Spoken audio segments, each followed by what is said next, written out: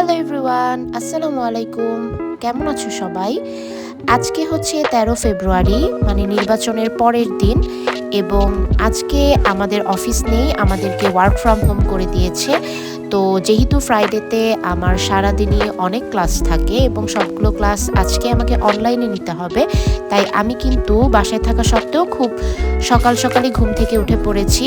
তো আমার ক্লাস ছিল ৯টা থেকে।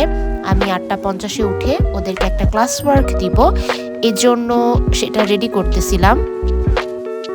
এরপর আরও ২টা ক্লাস আছে আমার, তো সেগুলো নিয়ে তারপরে হচ্ছে আমি বাসার কিছু কাজ করব। আচ্ছা, আপনারা অনেকেই জয়েন করেছেন। তো আমি আপনাদেরকে ক্লাসরুমে একটা নোটিশ দিয়েছিলাম গতকালকে যে আপনাদের একটা ক্লাস ওয়ার্ক থাকবে আজকে, এবং ক্লাস ওয়ার্ক যারা জমা দিবেন তাদের রোল দেখে আমি আইডি দেখে হচ্ছে অ্যাটেন্ডেন্স দিব। তো আমি দেখছি অনেকেই জয়েন করেছেন। আমি আপনাদেরকে গুগল ক্লাসরুমে দিয়ে দিচ্ছি আপনাদের ক্লাস 10টা পর্যন্ত, কিন্তু আমি সময় বাড়িয়ে দিয়েছি, আমি 10:15 পর্যন্ত রেখেছি। এর মধ্যেই আপনারা দিবেন, এবং আমি মানে কোনো ম্যাথ বা অনেক বড় কিছু দেই নাই, ছোটোখাটো কিছু থিওরি কোয়েশ্চেন দিয়েছি। তো সেগুলো হচ্ছে আপনারা করবেন এবং করে জমা দিবেন। আমি এখন আপলোড দিইনি, আমি আপলোড দিয়ে দিচ্ছি, আপনারা একটু চেক করবেন। আর অবশ্যই প্রত্যেকটা পেজের রাইট টপ কর্নারে আপনাদের আইডিগুলো লিখবেন, কারণ সেখান থেকেই কিন্তু আমি অ্যাটেন্ডেন্সটা নিব। সম্ভবত পেয়ে গিয়েছেন, আমি অ্যাসেন্ড করে দিয়েছি। সেখান থেকে হচ্ছে আপনাদের যে আজকে আমার ইউনিভার্সিটি লাইফের ফ্রেন্ড ঋতু, ও আমার রুমমেট, ও আজকে আমার বাসায় আসবে দুপুরবেলা, ওর ইনভাইট।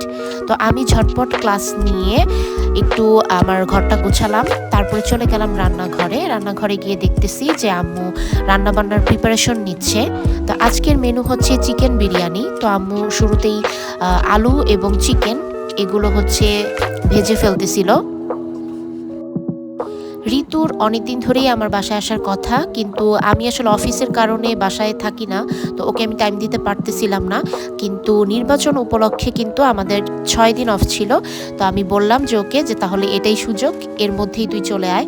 তো ওর বাসা হচ্ছে মিরপুর আড়ংয়ের উপরে, অ্যান্ড ওর আমার বাসায় আসতে খুব বেশি সময় লাগবে না। তো ঝটপট শাওয়ার নিয়ে আমি চলে যাই কিচেনে, এবং কিচেনে গিয়ে দেখি যে আম্মুর চিকেন কারি অলমোস্ট ডান। এরপর চলে আসি আমি আমার রুমে, এবং রুমে এসে আমি হচ্ছে একটু স্কিন কেয়ার করতেছিলাম। আর এই লোশনটা আমার খুবই ভালো লাগে, যদিও শীতকাল নাই, তারপরও এটা আমি ইউজ করি এখনও, কারণ এটার স্মেলটা খুবই সুন্দর। এরপর চলে আসি আমি কোরআন শরীফ পড়তে। প্রতি বছর রোজার সময় আমি চেষ্টা করি একবার কোরআন শরীফ খতম দেওয়ার। এটা আসলে আম্মুর জন্যই হয়েছে, এবং মানে পসিবল হয়, কারণ আম্মু হচ্ছে আমাদেরকে অনেক বেশি কি বলবো প্রেশার দেয় যে না পড়াই লাগবে, তো এর জন্য ভুলে যাই না।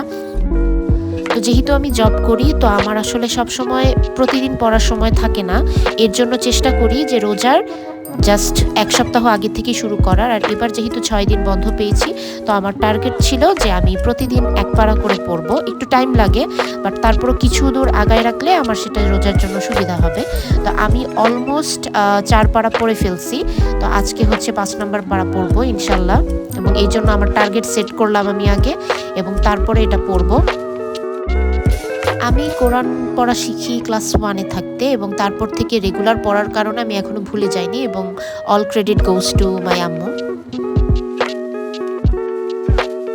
তো আলহামদুলিল্লাহ মোটামুটি ১ ঘন্টার থেকে একটু বেশি সময় লেগেছে, এবং আমি কিন্তু আমার টার্গেট ফিল আপ করতে পেরেছি।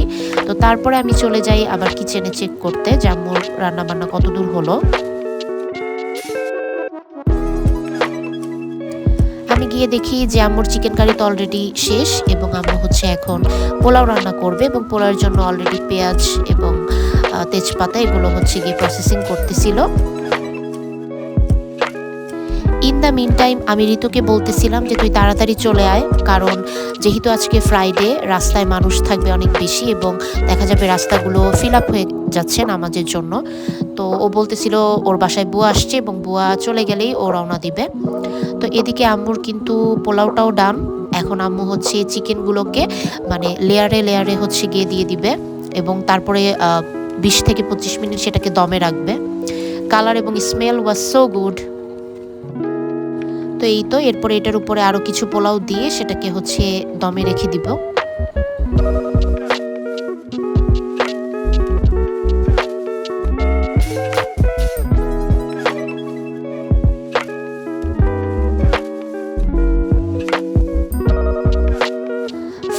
দম থেকে ওঠানোর পরে আম্মু হচ্ছে টোটাল পোলাও এবং চিকেনটাকে মিক্স করতেছে। বাসায় আসলে বেশিরভাগ সময় আম্মু বিফ বিরিয়ানি মানে গরুর বিরিয়ানি করে থাকে, চিকেন বিরিয়ানিটা খুব একটা খাওয়া হয় না আমাদের। কিন্তু মানে আমি চাচ্ছিলাম যে অনেক দিন ধরেই চিকেন বিরিয়ানি খাই না, আর বাইরের খাবার ভালোও লাগে না, তো এর জন্য আম্মুকে বলতেছিলাম। তো এর মধ্যে আমার বান্ধবী ঋতু কিন্তু চলে আসছে, ওকে আমি রিসিভ করতে নিচে গিয়েছিলাম।